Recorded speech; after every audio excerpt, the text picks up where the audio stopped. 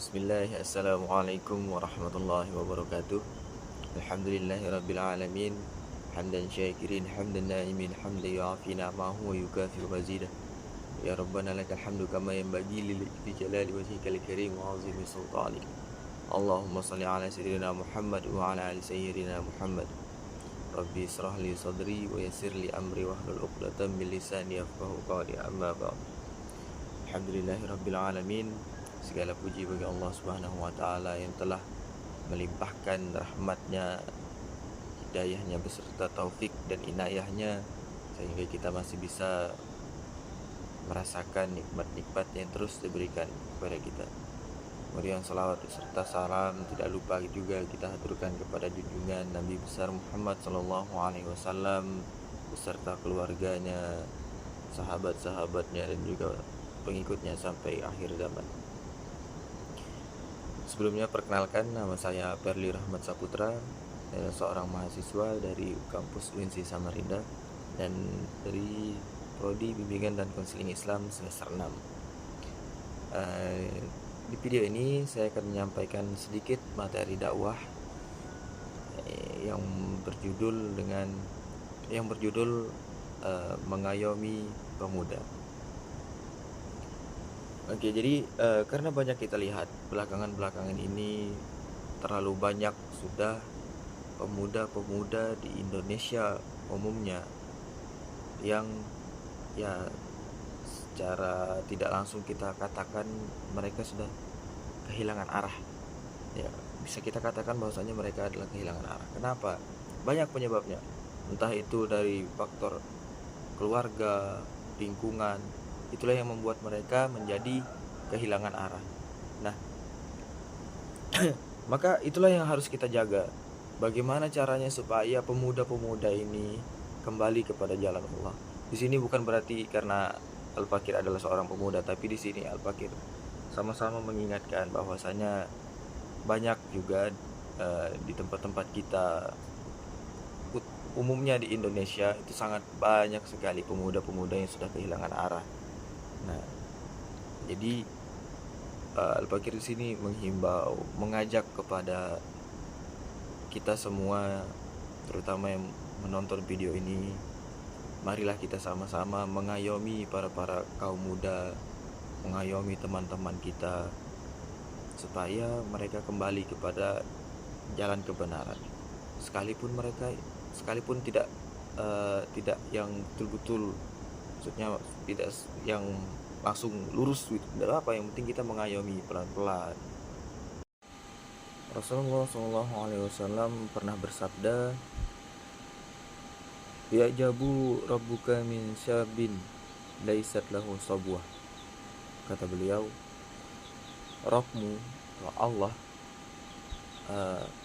Allah kagum dengan pemuda yang tidak memiliki sabwah. Jadi Allah itu kagum terhadap pemuda-pemuda yang tidak memiliki sabwah. Sabwah ini apa? Sabwah adalah kecondongan untuk menyimpang dari kebenaran.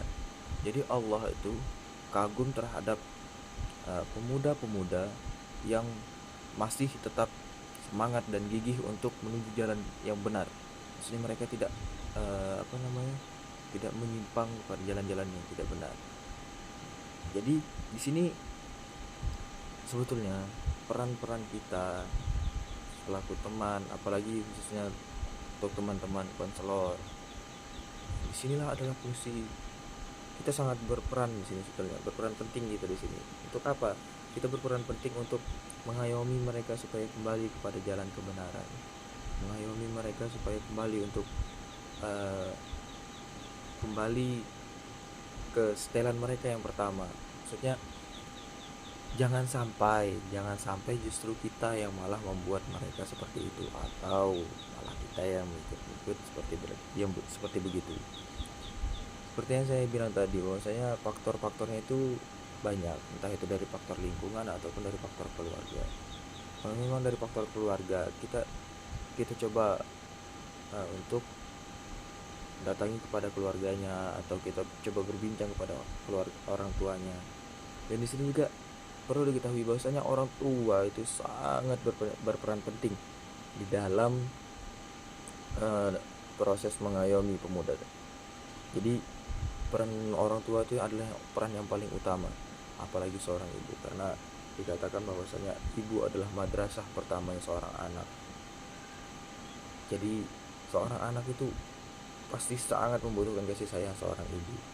Nah, jadi dari ibulah yang pertama untuk eh, mengajari anaknya atau mengingatkan kepada anaknya terhadap kebenaran. Jangan sampai malah ketika anaknya nanti sudah mulai menyimpang, ibunya diam. Jangan sampai begitu, karena apa? Yang dibutuhkan itu sebetulnya kasih sayang seorang ibu, kasih sayang orang tua itu yang diperlukan. Itu apabila dari faktor orang tua, kemudian dari faktor lingkungan. Jangan sampai ketika teman-teman kita sudah ada yang seperti itu, sudah ada yang menyimpang, kemudian kita biarkan. Jangan sampai begitu. Sebenarnya ketika memang ada teman kita yang menyimpang, ayo kita ajak lagi dia menuju kebenaran. Jangan dibiarkan teman-teman ketika mereka lagi keluar-keluar atau kayak trek-trekan, balapan atau apa, coba kita tegur, atau sebelum dia berangkat, sebelum dia pergi, kita larang, kita ajak dia dengan kegiatan-kegiatan yang positif.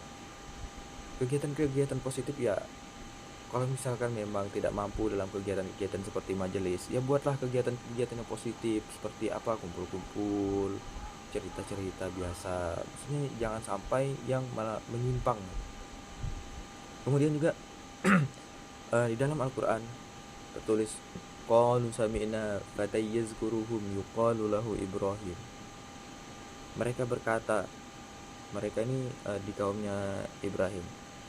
Ini pada masa apa? Pada masa Sayyidina Ibrahim, pada masa Nabi Ibrahim. Mereka yang lain berkata, kami mendengar ada seorang pemuda yang mencela berhala-berhala ini, namanya Ibrahim. Dan di sini ini ayat ini ketika Nabi Ibrahim itu masih muda. Jadi mereka mendengar kabar bahwasanya ada seorang pemuda yang mencela berhala-berhala pada masa itu. Jadi pada masa mudanya Nabi Ibrahim, beliaulah yang berani dengan tegak mencela berhala-berhala itu. Makanya di sini dikatakan namanya Ibrahim. Nabi Ibrahim yang berani dengan gagah, karena beliau masih pemuda, masih remaja, masih muda, dengan jiwa-jiwa mudanya beliau berani dengan gagahnya beliau mencela berhala-berhala itu. Nah, tapi itu kan pada masanya Nabi Ibrahim, makanya beliau berani mencela. Kalau sekarang ketika kita ingin mencela apa, pasti dikatakan nanti kita intoleran atau kita dikatakan rasis. Nah, jadi kalau kita di masa sekarang, kita ajaknya dengan secara baik, ya apa, kita ajaknya, kita ngomong secara baik-baik, jangan secara kasar gitu. Maksudnya kan ya kita ngomonglah baik-baik, jangan sampai kita ngejudge dia langsung kayak bilang, ih kamu nih anak nakal, nggak boleh gabung sama kita. Jangan, harusnya kita yang mengayomi dia, kayak ayo gabung sama kita aja, kita kesini nggak usah kesana, kita cari hal-hal yang bermanfaat. Nah, mungkin cukup sekian yang dapat saya sampaikan. Jika ada salah-salah kata dalam penyampaian saya tadi, itu telak murni datangnya dari saya sendiri, karena al-insan mahalul khata' wal nisyan, manusia adalah tempatnya salah dan dosa. Oke, mungkin cukup sekian dari saya. Wallahul muwaffiq ila aqwamit thoriq. Wassalamualaikum warahmatullahi wabarakatuh.